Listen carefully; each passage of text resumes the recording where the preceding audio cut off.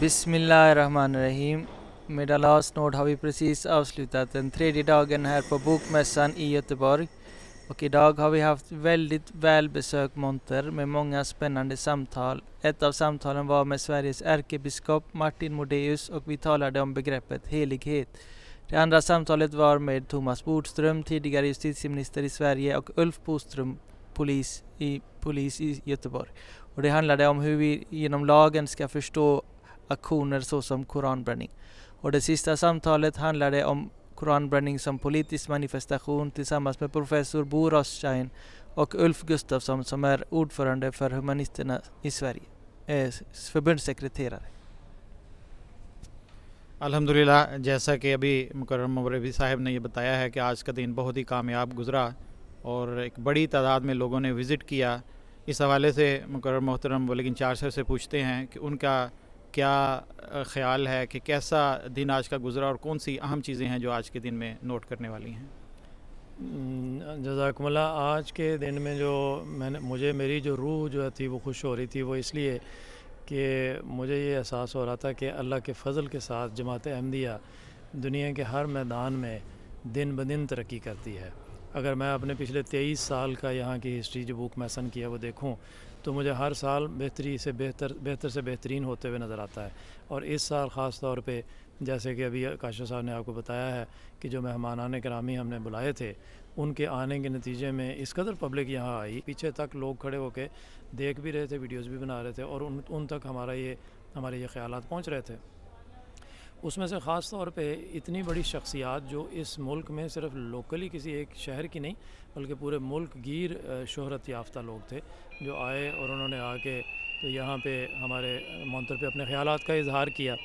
तो इसलिए ये एक तरह की हमारी एक नेकनामी भी है कि यही एक मुसलमानों का ग्रुप है जो ऐसे वक्तों में लोगों के ओपिनियंस को ले के लोगों तक पहुँचाता है।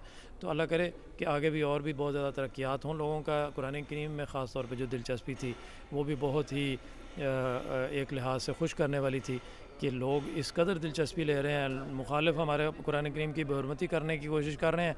उसके नतीजे में लोगों के अंदर कुरान की दिलचस्पी पैदा हुई है और हमें मौका मिल गया खिदमत कुरान का। जी अल्हम्दुलिल्लाह, वाक़अतन बहुत से लोग आए और उन्होंने कुरान करीम कीमतन जो है वो अदा करके कीमतन ख़रीद कर वो लेकर गए हैं ताकि वो घर जाके इसको पढ़ें और इसके मज़ामीन से फ़ायदा उठा सकें।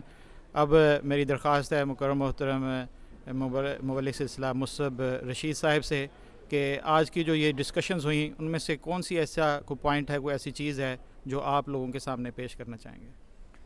I think one of the main discussions was with Ulf Boström, who was a police officer in the Department of Integration and minister with him. They discussed about the fact that Quran burnings should be put to court. It should be discussed, it should be analyzed. Is it legal or is it illegal?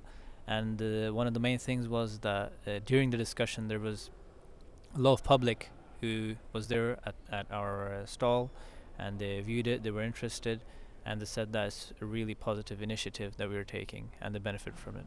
So that was Quran करीम की जो ख़ूबसूरती है उसके लिए एक और अंदाज़ इस दफ़ा हमने अपने स्टॉल पर इख्तियार किया कि हर डिस्कशन से पहले चंद मिनट के लिए तिलावत कुरान करीम का इंतज़ाम किया गया और अल्लाह ताला के फ़ज़ल के साथ उस कुरान करीम की तिलावत ने बहुत से लोगों को खींचा और वो वहाँ पर आकर तिलावत सुनते रहे और बहुत से लोग उसकी वीडियोस बनाकर जो है वो साथ अपने लेकर गए हैं। तो इस लिहाज से ये पहली दफ़ा होगा कि इस मैसे में, इस जो बुक फेयर है उसमें कुरान करीम की जो तिलावत है बाकायदा तिलावत करके जो है उसको कुरान करीम के पैगाम को या कुरान करीम के अल्फाज़ को लोगों तक पहुँचाया गया है। अल्लाह ताला हमें तौफ़ीक़ अता फ़रमाए कि कल भी एक बहुत ही ज़बरदस्त भरपूर दिन अल्लाह ताला हमें अता करे। आमीन। जज़ाकल्लाह।